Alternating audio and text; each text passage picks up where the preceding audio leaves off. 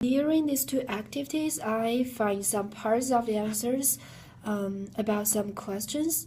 For example, what is intercultural competence? Why global educators need to be intercultural, and how to be a good global educator. Firstly, it is my own. It is about my own understanding of intercultural competence through these activities. Last time I talked about my aunt that she married an American and they are all intercultural person, and she told me that she felt comfortable in her daily life because her husband and she usually have a quality voice in decision making and on certain matters. In China, sometimes husband might be more dominate.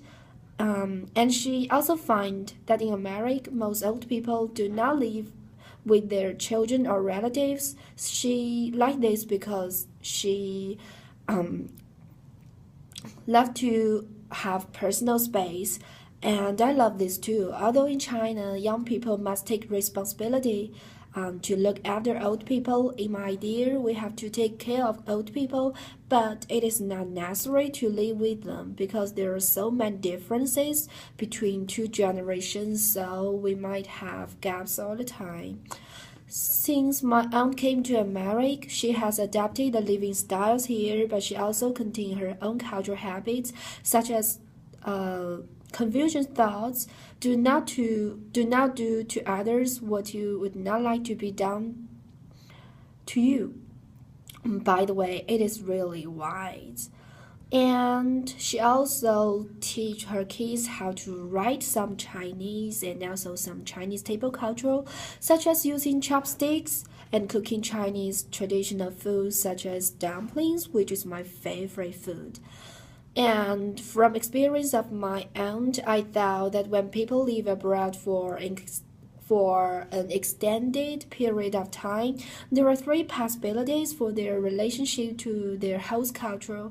One possibility is that they will retain their original cultural identity and keep themselves separate from their host culture. A second possibility is that they will assimilate to the host culture and lose their original cultural identity. A third possibility is that they will become bicultural and will retain a strong tie both to their original culture and to their host culture. It is clear that the third possibility is the goal of intercultural competence because one can adapt to a new environment successfully while maintaining his or her native culture. This is my own understanding of intercultural competence. And the second is about why we global educators need to be intercultural and how to be a good global educator. I was surprised that American cultures are so different from my own countries. For instance, I found something different in education when my aunt took me to her son's elementary school. When I came to my cousin's classroom, I just feel like I came to a kindergarten. Everything there was so cute. The classroom was colorful and the atmosphere is relaxing. I even found some kids were sleepers and wore the clothes when they sleep during the class time. It must be crazy if one do this in Chinese class. He or she must be denied to go to school. So be a good global educators.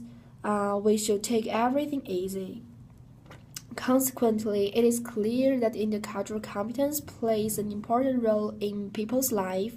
These global competence activities suggest that when people become bicultural, it helps them to see many sides to an issue, allowing them to be more creative as well. After all, being creative often involves seeing things in more than one way.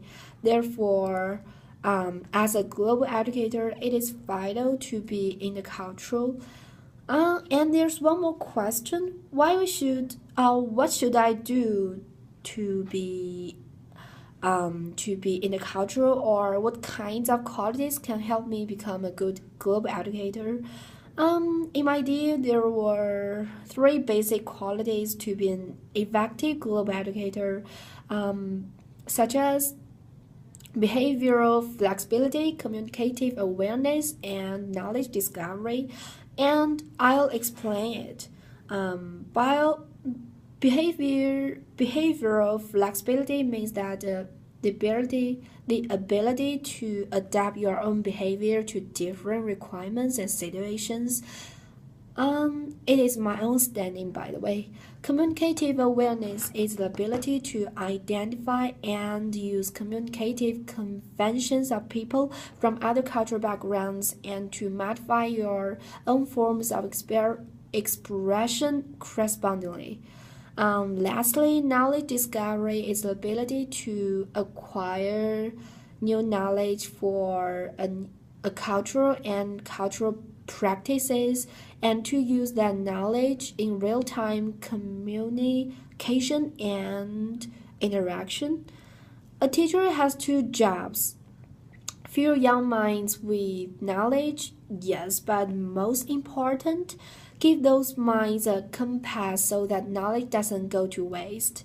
An effective, creative, and intercultural teacher usually gives students a set of tools to be responsible human beings. My dream is to be such kinds of teacher and to help my students to find and achieve their own dreams. But also, teacher is like a compass which gives a right direction to take the next step on their own journey in the future. That's my own understanding about these three questions. What is intercultural competence? Why we global educators need to be intercultural, and how to be a good global educators. I really enjoy the global competence activities. It helped me to realize something more deeply.